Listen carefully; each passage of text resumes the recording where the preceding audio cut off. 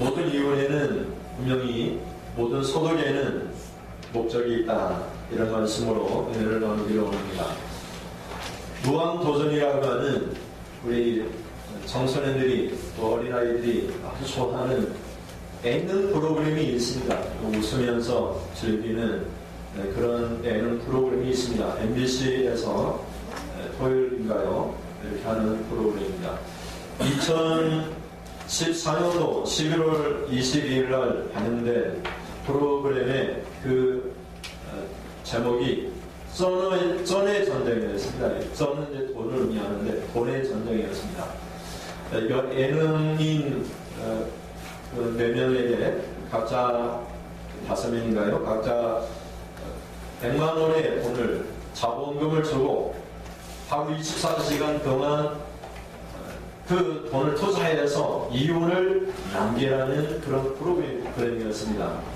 그 당시 유재석이라고 하는 예능인은 멀리 파주까지 가가지고 배추밭에 갔습니다. 그래서 배추를 뽑아서 가져와서 100만 원을치 트럭을 임대하고 아르바이트생 쓰고 그런데 조금 쓰고 배추를 가져다가 아파트에서 팔기 시작했습니다. 잘 안 팔리니까 김재동 씨를 찾아가기도 하고 나중에 김치 장사하는 홍진경 씨를 찾아가가지고 아주 싸게 막더리로 하다 해가지고 결국은 적자가 났습니다.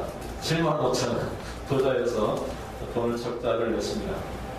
박명수라고 하는 예능인은 여러 가지 일도 있지만 그 중에 하나가 이렇게 차에서 문어를 파는 아주머니에게 문어를 5만원어치 샀습니다. 그리고 그 문어를 튀겨가지고 이렇게 종이컵에다가 2,000원씩 팔았는데 1,500원 남았습니다. 그래서 적자를 봤습니다. 그 중에 흑자를 본 사람이 있는데 정영돈 씨 같은 사람, 또 정준하 같은 사람은 푸드뱅크 트럭을 빌렸습니다. 그래서 거기서 이렇게 닭꼬치를 튀겨가지고 아주 잘 팔렸습니다. 그런데 계산착오를 잘못해서 너무 싸게 판매를 했습니다. 많은 사람들이 와서 아주 맛있게 먹었는데 너무 싸게 팔아서 흑자를 내긴 했습니다. 16만 4천 원인가요? 이렇게 흑자를 냈습니다. 여러분 화면을 보여줘 주셔야 되는데 같이 못 따라 내 앞에 나오지 않습니다. 이렇게 적자를 내는 사람도 있고 흑자를 낸 그런 친구도 있었습니다. 또 정영돈 같은 예능인은 직접 물컵을 만들었습니다. 아이들 내가지고 물컵을 만들어서 그 물컵 안에다가 이 물을 마시면 예쁘게 됩니다. 약간 좀 사기성이 있는데 이 물을 마시면 예쁘게 됩니다 하고 그 투자 비용은 물컵 사는데 3,500원 들었는데 11,000원에 팔았습니다. 그래서 100만 원 넘게 이윤을 남겼습니다. 노홍철은 어떻게 했는지 잘 모르겠는데 투자를 적게 했습니다. 유재석 같은 사람은 이제 알바생도 쓰고 트럭도 빌리고 임대비가 많이 나가고 또 정준하 같은 이 친구도 이렇게 푸드뱅크 트럭을 빌리고 그 푸드뱅크 요리하는 것들을 임대했기 때문에 임대비가 많이 나갔습니다. 그런데 노홍철 같은 친구는 임대하지 않고 직접 발로 떼어서 자오지게 200만 원 넘게 남겼습니다. 100만 원 투자해서 하루 동안에 200만 원 넘게 남겼죠. 근데 그 장면이 통편집돼가지고 나오지 않았습니다. 왜냐하면 노홍철이 그 예능인이 그 당시에 음주운전을 해가지고 방송에 출연이 안 됐습니다. 그래서 많은 사람들이 궁금해했는데 자오지간 200만 원을 남겨서 총 수익금이 387만 7,960원이 남았습니다. 다음 화면을 보시면 이 투자금은 전에 불우 이웃을 돕는데 사용되었다고 합니다. 지난해 우리나라 2015년도 가계부채가 1207조 원에 이른다고 합니다. 말이 조지 1207조 원, 어마어마한 돈입니다. 그런데 기업에 쌓아놓은 돈, 기업 곳간에 쌓아놓은 돈, 이것을 사내 요보금이라고 합니다. 기업 사내 요보금이 1,000조 원 이상이 쌓여 있다고 합니다. 서로 가계부채와 이렇게 맞먹는 거죠. 2012년도인가요? 2002년도 같습니다. 2002년도에 사내 이 보유금에 대한 세금을 완전히 없앴습니다. 그 전에는 25%의 세금을 넣겠습니다. 25%의 관세를 넣겠습니다. 그렇게 1,000조 원을 갖고 있으면 국가에 내는 돈이 얼마죠? 20조를 세금으로 냈습니다. 돈을 이렇게 회사에서 투자하지 않고 갖고만 있어도 25%의 세금을 냈습니다. 근데 이렇게 정부가 바뀌면서 기업 위주로 이렇게 지금 정책을 계속 쓰고 있기 때문에 서민들은 계속 어렵고 기업가들은 돈이 남아 돌아가고 이런 기현상이 일어나고 있습니다. 그래서 지금 많은 사람들이 기업의 이 사내 보유금을 세금을 먹여야 된다. 옛날처럼 25%는 아니라 하더라도 세금을 먹여야 한다. 이렇게 지금 주장하는 사람들이 있습니다. 25%니까 1,000조 원의 25%는 얼마입니까? 10, 20, 30만 원, 30조인가요? 30조의 세금을 거둬들일 수 있는데 그것을 없애버린 것이죠. 세금은 많이 거둬야지 무슨 나라가 일어나는데 국가가 박근혜 정부 들어서면서부터 빚이 국가 빚이 120조나 더 늘어났다고 합니다. 그래서 나라 빚, 가정 빚 이거 다 하면 5,000조 원 이상이나 된다고 합니다. 그래서 지금 IMF나 다른 나라에서는 한국이 이기다 이렇게 말을 하고 있는데 아직 정부는 그럴 단계에 이르지 않았다 이렇게 말을 하고 있습니다. 사람들은 자본주의 이 사회 속에서 우리가 살면서 자본을 투자해서 말씀드린 것처럼 최소한의 자본을 투자해서 최대한의 이윤을 남기기를 원합니다. 적게 투자해서 많은 이윤을 남기는 것이 자본주의입니다. 그것을 자기 마음대로 사용하는 것, 그것을 민주주의라고 그렇게 우리가 생각하고 살아가고 있습니다. 근데 우리 안에 예수님이 와 계시고 우리 안에 하나님이 계신데 하나님이 그것을 보고 계신데 우리가 행하는 그 모든 일을 보고 계신데 우리가 정영돈 씨처럼 이렇게 황당하게 물건을 팔 수가 없겠죠.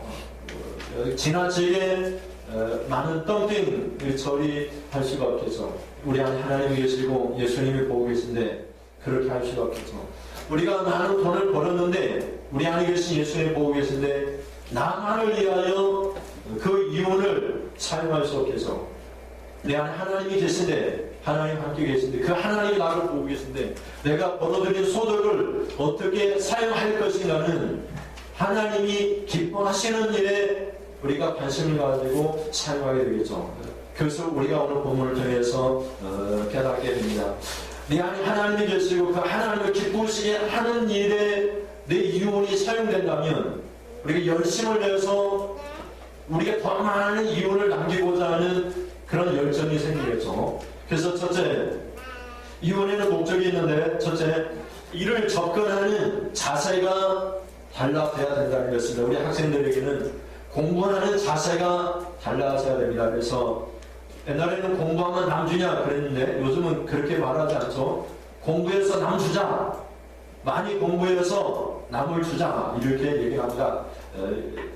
많은 사람을 이롭게 하자 이렇게 마찬가지입니다. 우리가 많이 벌어서 많은 사람을 이롭게 하자, 많은 사람 행복하게 하자.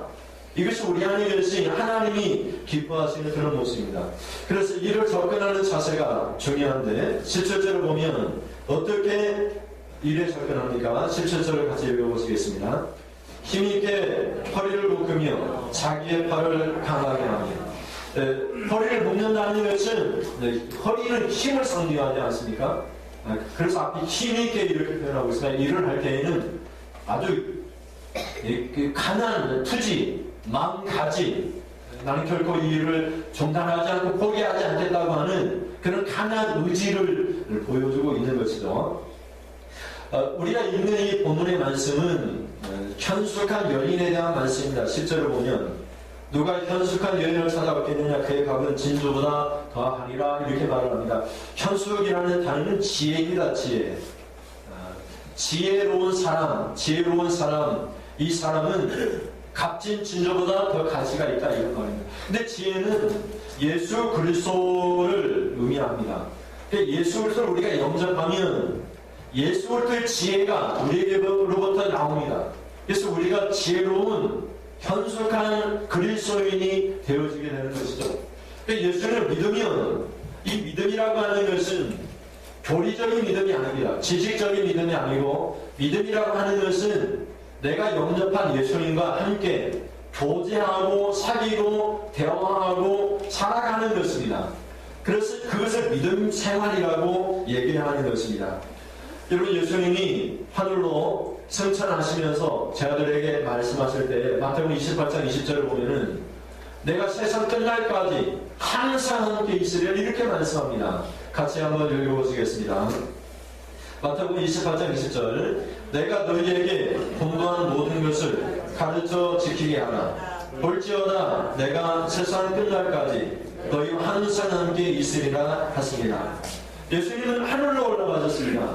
하늘로 올라가신 예수님께서 뭐라고 말씀하시냐면 세상 끝날까지 항상 너희와 항상 함께 있으리라 이렇게 말씀하셨습니다.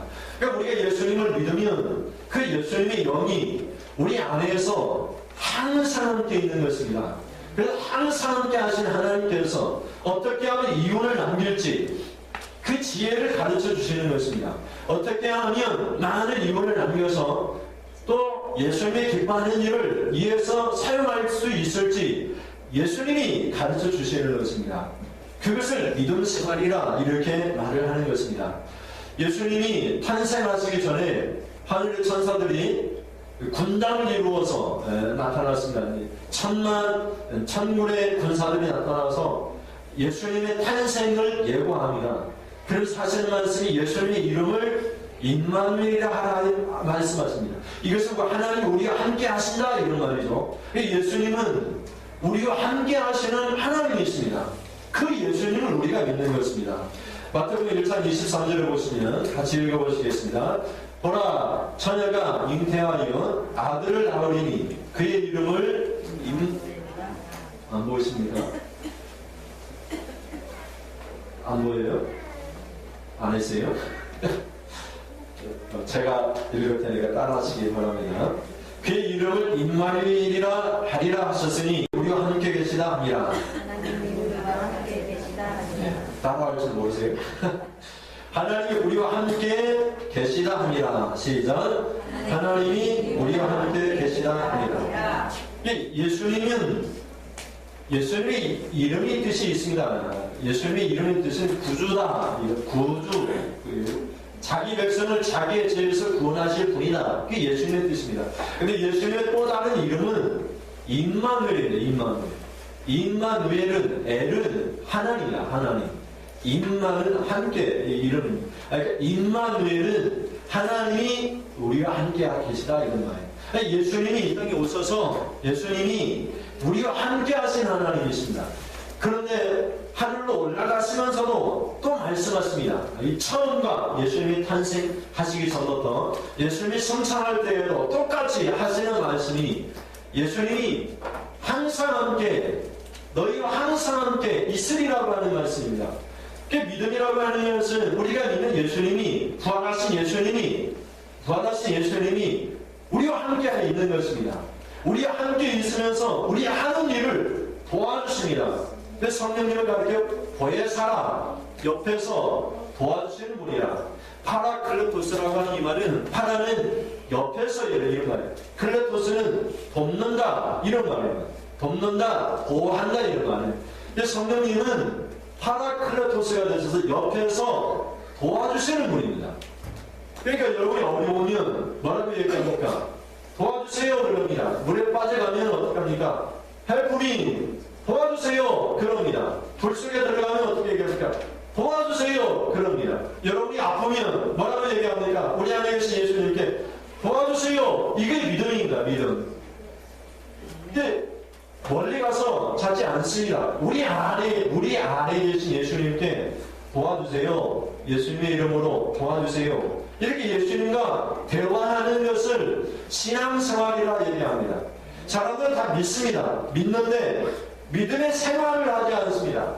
지적인 믿음이 있는데 믿음을 따라 생활하지 않습니다. 그래서 예수님이 살아 역사하지 않습니다. 예수님은 믿음을 따라하는 역사입니다. 믿음을 따라. 우리 안에 계신 예수님이 무능하지 않습니다. 그의 능력의 손이 짧지 않습니다. 홍해를 가르신 예수님의 손이 지금도 홍해를 가르칩니다. 근데 문제는 우리에게 믿음이 없기 때문에 그렇습니다. 믿음이 있는 것에 예수님은 능력으로 역사하시는 것입니다.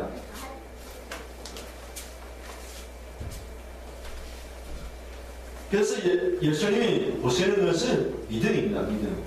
그래서 고린도전서 1장 3절이나 고린도후서 1장 3절에 믿음의 역사라고 해요. 믿음의 역사.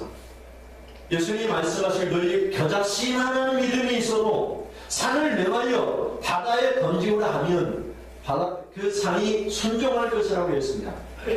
믿음은 역사를 일으킵니다. 역사를 일으킵니다. 남자와 여자가 하룻밤 자면 역사가 일어나서 아들이 자녀가 생기듯이 믿음이라고 하는 것은 역사가 일어납니다. 일이 일어납니다. 나는 믿는데 생활이 없다. 일하지 못하겠다. 그게 믿음이 아닙니다. 우리 안에 계신 예수님이 일하지 않습니다. 사도 바울이 빌립보서 4장 13절에 내게 능력 주시는 날에 내가 모든 것을 할 수 있느니라. 예수님 안에 있으면 모든 것을 할 수가 있습니다. 그것을 믿음이라 이렇게 얘기하는 것입니다. 여러분, 그래서 그리스도의 값을 따질 때에 그 값은 진주보다 더하다고 얘기를 하는 것입니다. 10절에 보시면 같이 읽어보시겠습니다. 누가 현숙한 여인을 찾아 얻겠느냐? 그의 값은 진주보다 더하니라.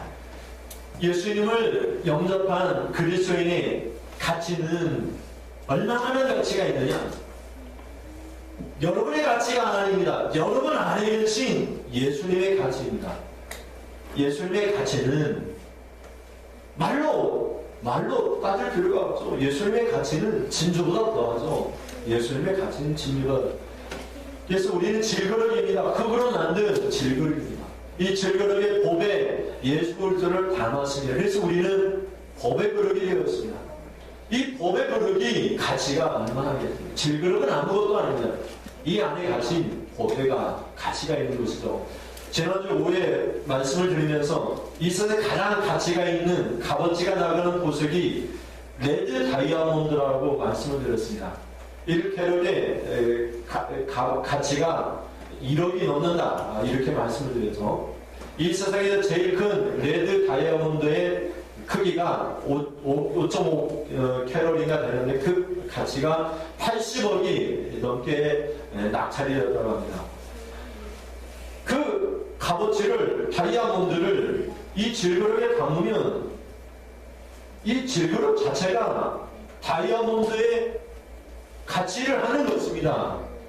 우리는 질그릇에 불과합니다. 흙에 불과합니다. 그러나 예수님의 보배를 담았습니다. 레드 다이아몬드 더한 예수님의 가치를 담은 그 예수님이 가치 있는 말씀을 하죠. 가치 있는 말. 축복된 말씀을 하십니다. 이렇게 하라. 이렇게 하는 길이 복된 길이다. 예수님이 복되는 말씀을 하십니다. 그래서 우리가 그 말씀대로 순종하면 우리의 가치가 다이아몬드의 예수님의 가치로 우리가 나타나는 것입니다. 그래서 우리가 그리스도인이 되는 것입니다. 에베소 교회 사도 바울이 고린도 교회에 가서 말씀을 전하고 그랬을 때에 비로소 그리스도인이라고 불려지게 되었어요. 그리스도에 속한 자라고 불려지게 되었어요. 이 사람은 그리스도에 속한 자라 이렇게 불려지게 된 것이죠. 여러분 이제 4월달이 되면은 총선이 있습니다. 국회의원을 뽑는데 여러분 야당편 여당편 분명하지 않습니까? 나는 여당에 속한 사람입니다. 이 분명하게 비례대표도 이렇게 뽑아야 되니까 당도 찍습니다.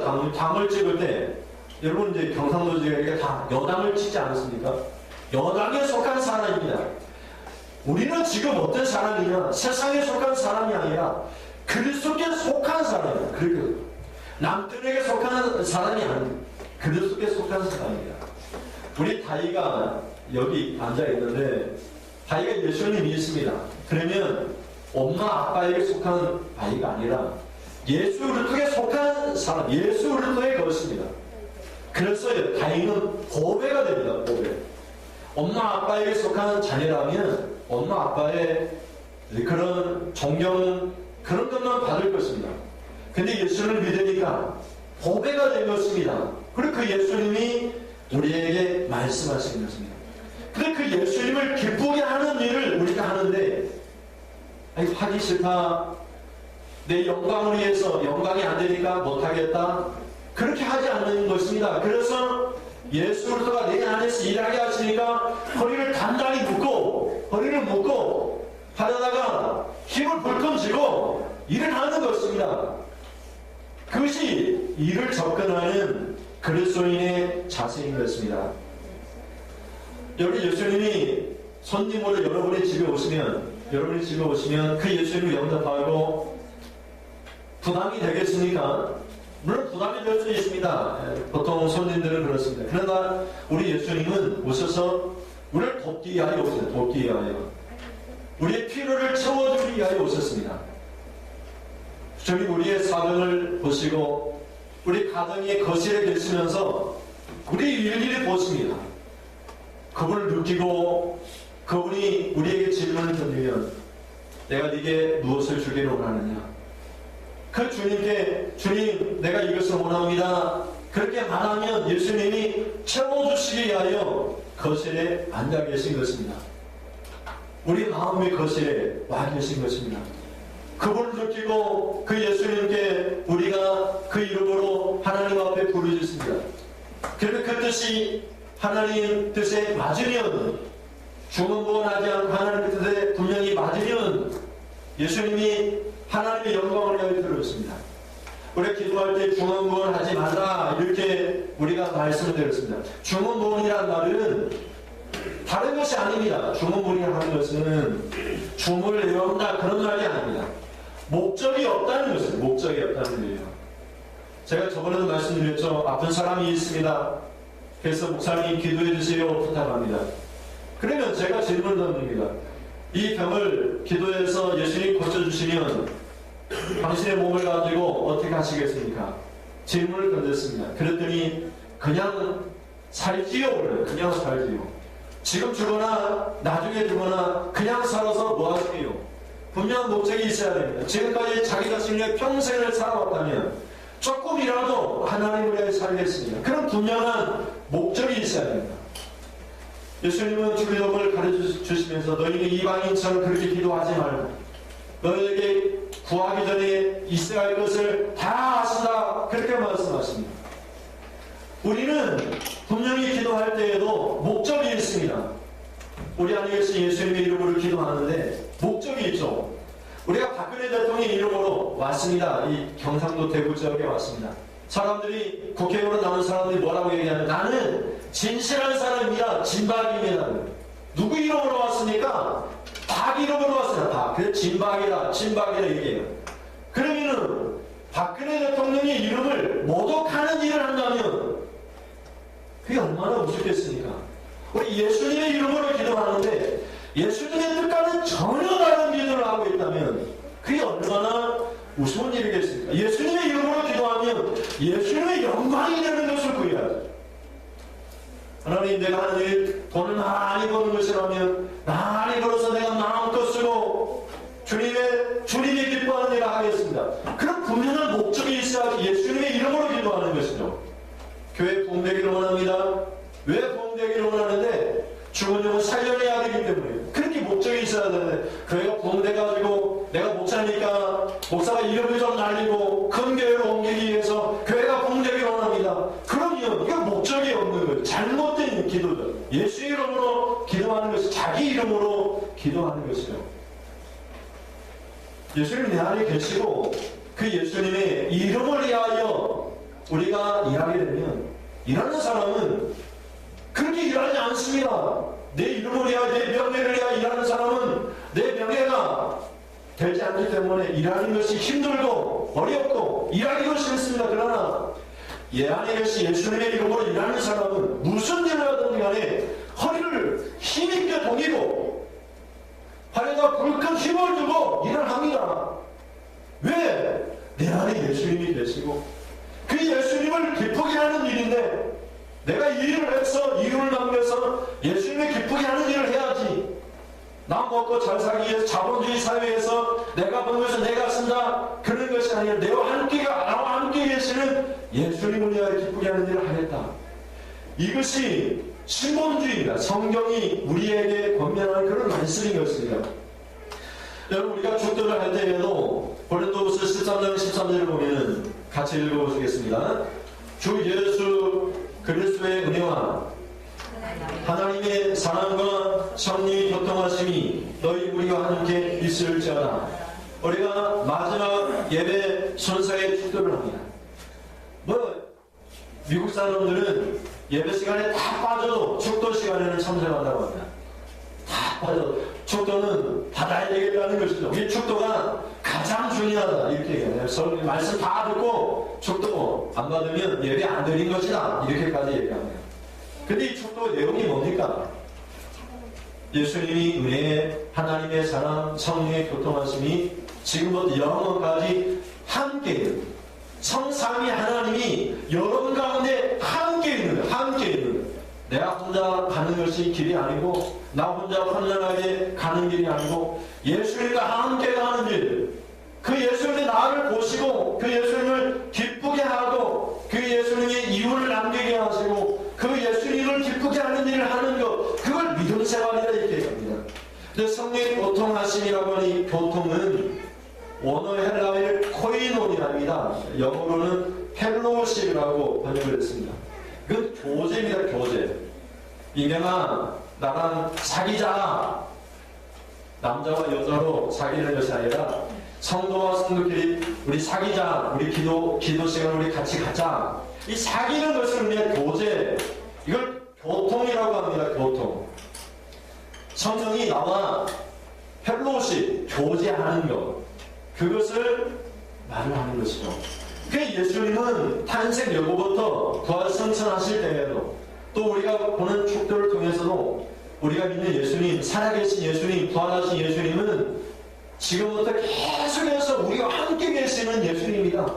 그분이 나를 보고 계시고 그분이 나에게 능력 주시고 그분이 나에게 힘을 주시고 이윤을 남기게 하시고 그분이 나에게 모든 필요를 채워주십니다. 일을 하는데 이게 잘 안 되죠.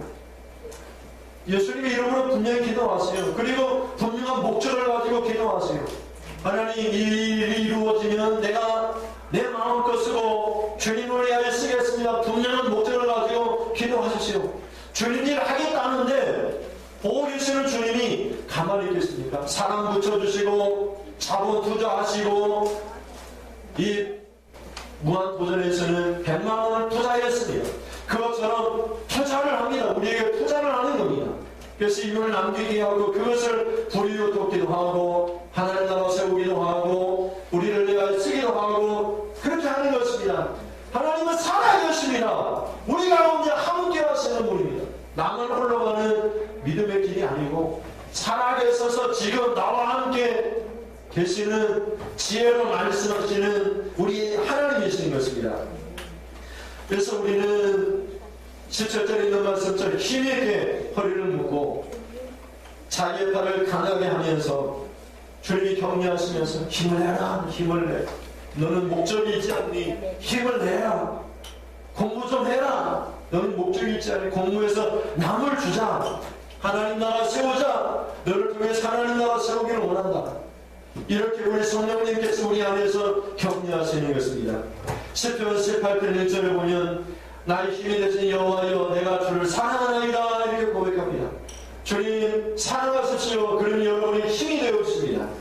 이혼은 분명한 목적이 있는데 둘째는 이혼이 남기 위해서는 기대 이상으로 일하는 것 또 그것을 즐거워합니다. 이혼을 나누면 즐겁습니다. 이렇게 투자를 했는데 이렇게 손실을 보면 이게 뭐가 뭔지 잘 모르잖아요. 투자를 했는데 이윤이 남아요. 그러면 재미가 생기잖아요. 즐겁잖아요. 그래서 18절과 19절 말씀을 보시면 같이 읽어보시겠습니다. 자기의 장사가 잘 되는 줄을 깨닫고 밤에 등불을 끄지 아니하며 손으로 손뭉치를 들고 손가락으로 가락을 잡으며 일이 잘 되고 이윤이 많이 남아서 쉬는 시간을 잃어버릴 겁니다. 밤에는 좀 쉬고 불을 끄고 잠을 자야 되는데 현숙한 여인은 현숙한 지혜를 계속해서 갖기 때문에 일을 하면 일이 잘 되고 이윤이 많이 남습니다. 잘 되는 줄 깨닫는다 이 말은 이윤이 많이 남는다 이런 말입니다. 그래서 밤에도 등불을 켜놓고 손으로 손뭉치 양털에서 손을 이렇게 짜냅니다. 이것을 가르쳤는데 뒤에 보면은 실을 짜내는 그런 모습을 우리가 볼 수 있습니다. 가락은 물레입니다. 물레를 돌리면서 실을 뽑아내는 그런 장면입니다. 근데 밤에 등불을 켜놓고 실을 짜내서 그 실을 판매해서 이윤을 남기는 그런 모습이죠. 현숙한 여인은 이렇게 이윤을 많이 남기는 것이죠. 그래서 이렇게 일하도록 부추기는 것은 이윤이 있습니다. 이윤이 적당한 남이는 일하기 싫죠. 그런데 이윤이 남으니까 일이 잘 되고 이윤이 남으니까 계속해서 막 힘이 납니다. 피곤한 줄도 모르고 일하게 됩니다. 그래서 우리가 생각하는 기대 이상의 많은 일들을 하게 되는 것입니다. 이렇게 일을 하는 것은 잠시도 힘들지 않는 이유는 예수님이 계시기 때문에 그렇습니다. 우리가 잠깐 힘들 수 있습니다. 어려울 수 있습니다. 우울증에 빠질 수 있습니다. 그러나 그것이 계속 이어져서는 안 됩니다. 우리 교회 다니면서 잠깐 낙심하고 시험에 들 수도 있습니다. 근데 계속 그렇게 될 수 없습니다. 왜? 내가 믿는 예수님이 내 안에 계시기 때문에 그 예수님이 나를 바라보고 계신데 사람 때문에 시험에 들고 어렵고 그런 거 아닙니다. 그래서 우리가 사람이 있는 것이지 내 안에 계신 예수님을 믿는 것이 아니죠. 내 안에 계신 예수님이 말씀하시는데 왜 그렇게 할 수가 없는 것입니다. 요한복음 14장 17절 말씀을 보시면 같이 읽어보시겠습니다. 요한복음 14장 17절 그는 진리의 영이라 세상은 능히 그를 받지 못하나니 이는 그를 보지도 못하고 알지도 못함이라. 그러나 너희는 그를 아나니 그는 너희와 함께 거하시며 또 너희 속에 계시겠습니다. 아멘.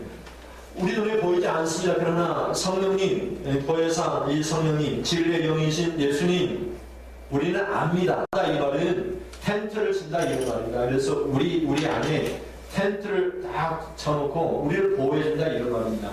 그러니까 예수님이 어디에 계시느냐? 우리 안에 계셔서 우리에게 모든 지혜를 가르쳐 주십니다. 이렇게 하면 돈이 될 것이다. 기도하면 생각나게 하십니다. 이 일을 하면 돈이 될 것이다. 이렇게 하면 이윤이 남을 것이다. 이렇게 하는 것이 나를 기쁘게 하는 것이다. 그래서 기도하라는 것입니다. 그래서 그렇게 이윤이 남으면 밤이 이렇게 막 캄캄해지고 그래도 등불을 켜놓고 등불을 끄지 않고 계속해서 일을 하게 되는 것이죠.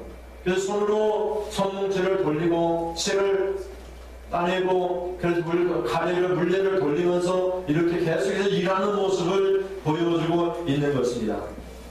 셋째는 이혼의 목적을 이렇게 말하고 있습니다. 그 이혼의 목적은 가난한 자를 이해하는 것이라고 말을 합니다. 20절을 읽어보시겠습니다.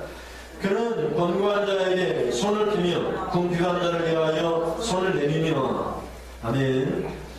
이 손은 어떤 손이었습니까? 부지런히 일하는 손입니다. 밤늦도록 등불을 켜고 하나님과 함께 일하는 손입니다. 그래서 이윤을 남긴 손입니다. 그런데 그 손으로 어떻게 합니까? 권고한 자에게 아주 극히 가난한 자에게 손을 핀다 이런 말입니다. 또 궁핍한 자에게 손을 내민다 이런 말입니다. 그 이윤을 그들에게 나눠 갖는다 이런 말이죠. 여러분 16절 말씀에 보시면 여러분 16절 성경을 보시면 같이 읽어보시겠습니다. 밭을 살펴보고 사며 자기의 손으로 번 것을 가지고 포도원을 일구며 자신의 재산을 늘리기도 합니다. 가난한 자만 위해 쓰라는 말이 아니고 16절을 보면 내가 이 밭을 꼭 샀으면 좋겠다 살펴보고 있다가 돈이 되면은 사는 것입니다. 또 자기의 손으로 번 것을 가지고 포도원을 일구며 포도나무를 심고 포도원을 가꾸고 이렇게 자기 이윤을 더 남깁니다. 그런데 오늘 본문 속에서는 20절에 그는 그 이윤을 가지고 권관자에게 손을 든다는 말이에요. 궁핍한 자에게 손을 내민다 이렇게 말합니다. 자본주의 사회 속에서는 이것이 이해가 되지 않습니다. 내가 본 것은 내가 쓰는 것이 자본주의 아닙니까? 그것이 민주주의라고 생각합니다. 그러나 신본주의에서는 성경이 말씀하시는 그런 말씀은 그렇지 않습니다. 디모데전서 6장 10절을 보면 이렇게 말씀합니다. 같이 읽어보시면 돈을 사랑함이 일만하게 뿌리가 되나니 이것을 탐내는 자들은 미혹을 받아 믿음에서 떠나 많은 근심으로써 자기를 찔렀도다. 아멘. 이윤을 남겨야 됩니다. 그러나 그 이윤을 잘 써야 됩니다.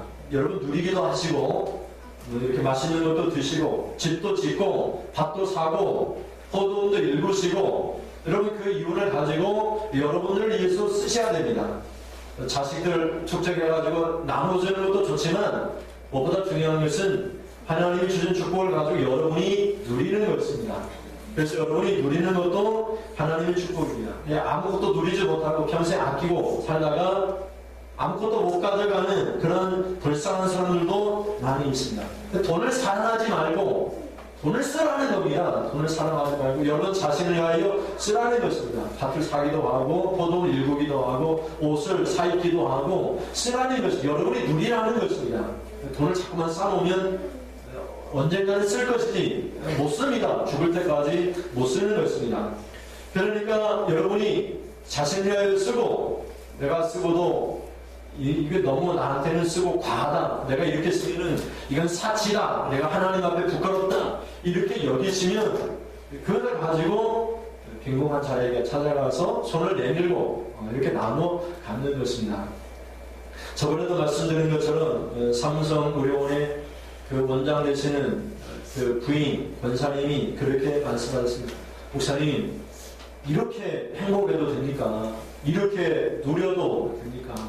하나님 앞에 너무나 부끄럽습니다. 이런 말씀을 하시는 것을 봤습니다. 내가 고급 자가용을 타고 다니고 외제차를 타고 다니고 그래서 세상 사람보다 부러움을 받고 존귀함을 받을 수 있습니다. 그러나 그렇게 하면 내가 하나님 앞에 괜찮을까? 내가 이렇게 누려도 하나님 앞에 부끄럽지 않을까? 그런 마음을 가져야 됩니다. 그것이 믿음 생활입니다. 왜냐하면 예수님이 우리와 함께 계시니까 그 예수님이 나를 바라보고 계시니까 그분을 기쁘시게 해야 되니까 그분을 근심하게 해서는 안 되니까 그런 것입니다.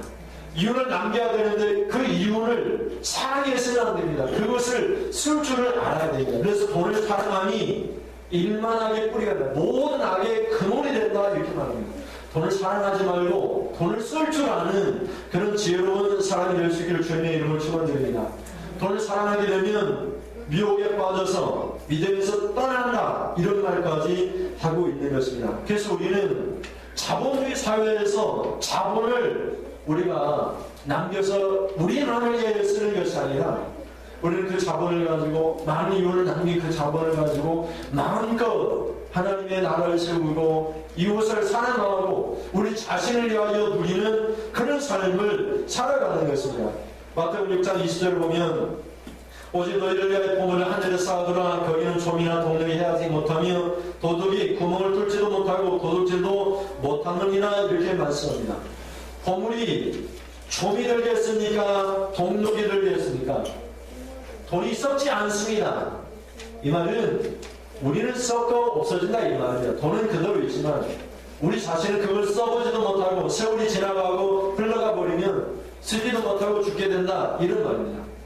도둑이 들어오지 않아도 내가 쓰지 못하면 그 돈이 도둑이 되는 것입니다. 여러분 암에 걸려서 이렇게 항암 이렇게 주사 맞으면 저희 어머니도 8차에 걸쳐서 맞으셨는데 맞으면 구토를 합니다. 그럼 구토 안 하는 약을 먹기도 합니다. 맛있는 거 못 먹습니다. 아무리 만나를 갖다 줘도 먹으면 먹는 대로 토해버립니다. 그런 날이 오기 전에 마음껏 드십시오. 여러분, 이혼을 남기게 하시는 하나님의 축복입니다. 그를 가지고 마음껏 쓰십시오. 못 먹게 될 날들이 오게 될 것입니다. 우리 김기문 지사님도 있는데 집에 가면 옷이 많이 있대요. 근데 앞으로 못 입는다고 합니다. 못 입는답니다. 못 입을 옷들은 다 버리시고 입을 옷, 새 옷도 입으시고 유행 지나간 옷들 버리시고 유행 따라 새 옷도 입으십시오. 근검전략하게 사는 것도 중요합니다. 그러나 하나님이 무리적으로 우리에게 주신 축복이라면 좀 누리면서 사십시오. 우리들 대부분은 그렇게 넉넉한 경제 생활을 하지 않습니다. 가계빚이 1조 원이 넘는다고 하니 우리 가운데서 빚지고 사는 분도 있을 것입니다.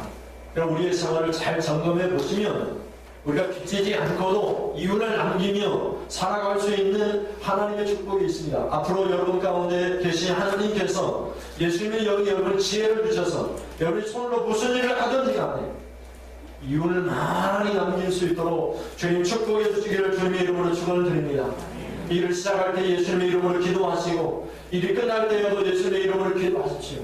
그래서 하나님 오늘 하는 이 일을 통하여서 많은 이윤을 남기도록 도와주세요.